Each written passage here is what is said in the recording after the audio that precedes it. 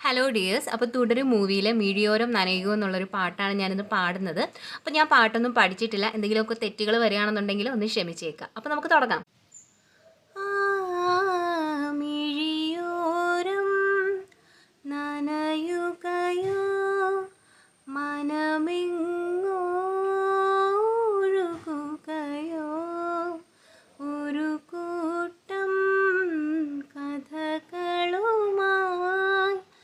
ഇളം കാറ്റിൽ ഇടവഴിയിൽ ഒരു കാലം തിരികെ വരും ചെറുതോവൽ ചിരി പകരും തലോടും താനേ കഥ തുടരും മിഴിയോരം നനയുകയോ മനമെങ്ങോ ഒഴുകുകയോ.